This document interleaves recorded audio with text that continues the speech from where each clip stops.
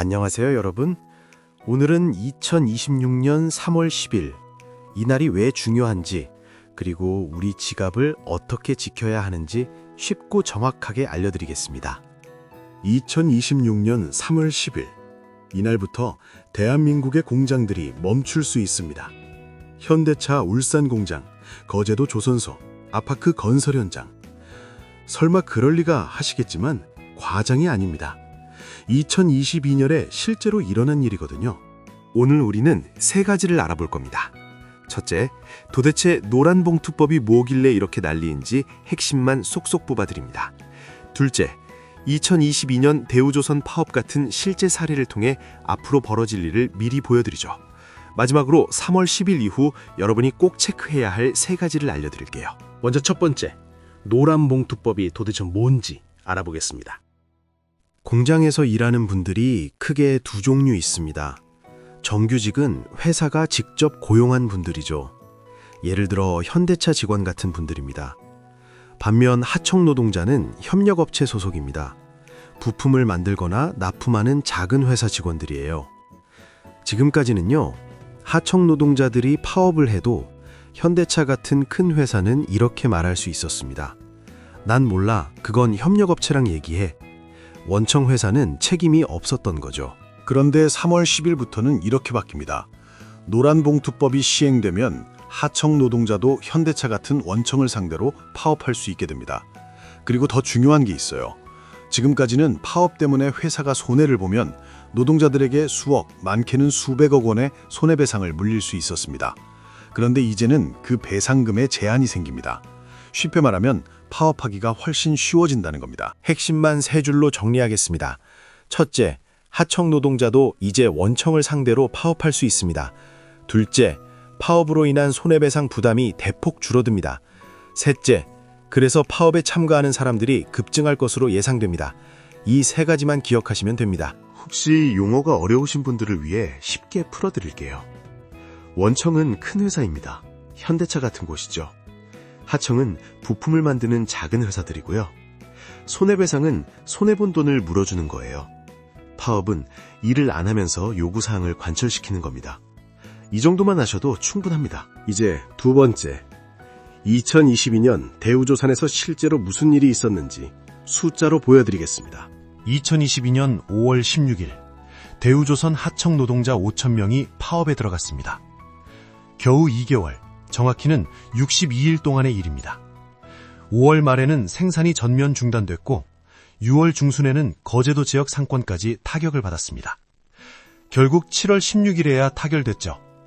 62일, 두 달이 채 안 되는 시간인데 이 기간 동안 벌어진 일들을 지금부터 보여드리겠습니다. 실제 경제 손실액 4조 7천억 원입니다. 직접 손실만 1조 2천억, 간접 손실이 3조 5천억, 실업자는 약 1,200명이 생겼고 거제도에서만 17곳의 하청업체가 문을 닫았습니다. 이게 단순히 숫자가 아닙니다. 1,200가구의 생계가 끊긴 거예요.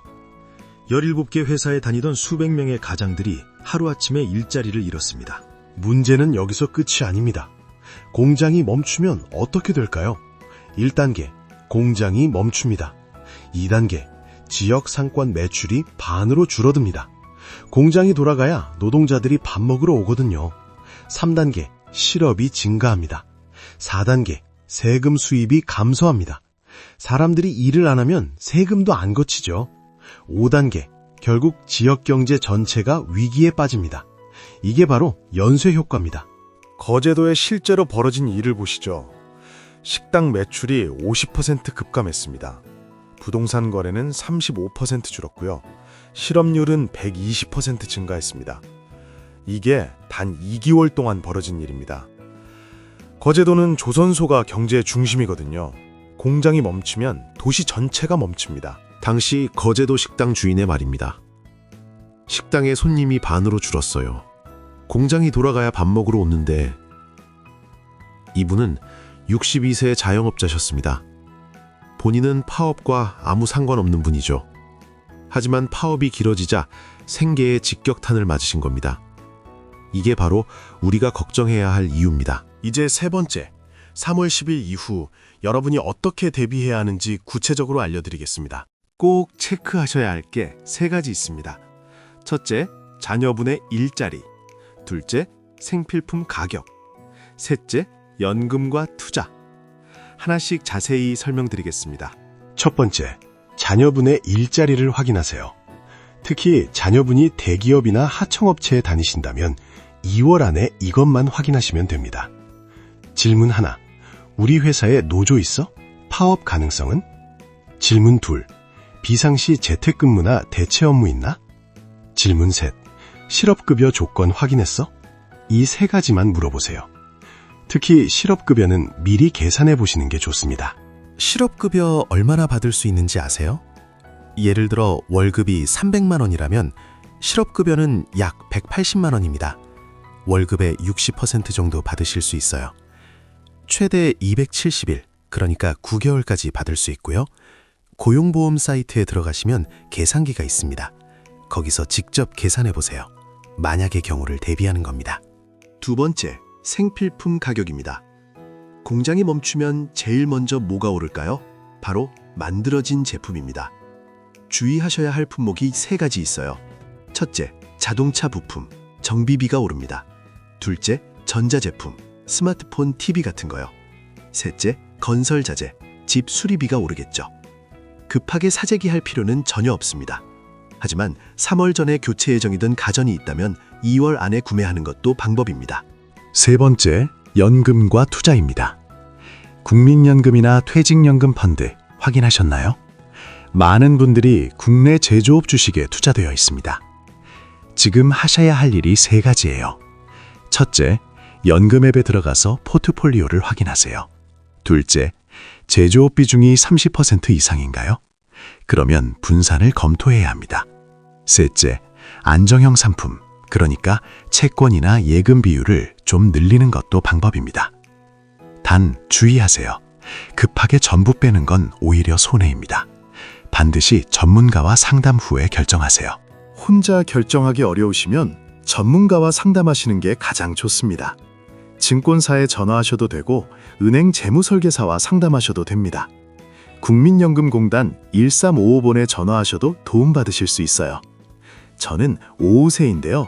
방산주를 많이 갖고 있어요. 이렇게만 말씀하시면 됩니다. 전문가와 상담 후에 결정하세요. 전문가들은 이 문제를 어떻게 볼까요? 노동법 전문가 비변호사의 말입니다. 노동권 보호는 중요합니다. 반대로 지금까지 하청 노동자들이 너무 불리했던 것도 사실입니다.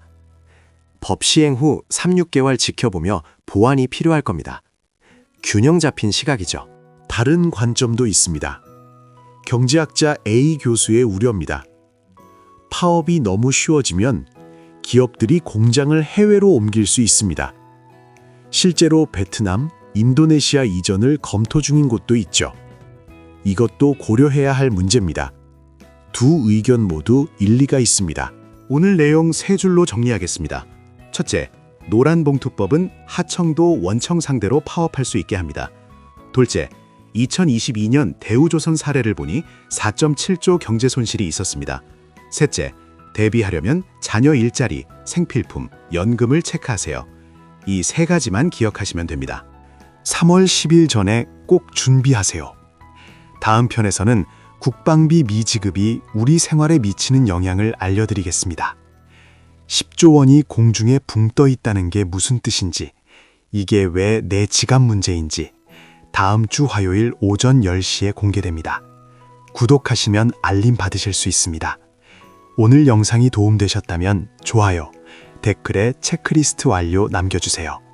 여러분의 노후를 함께 지키겠습니다. 감사합니다.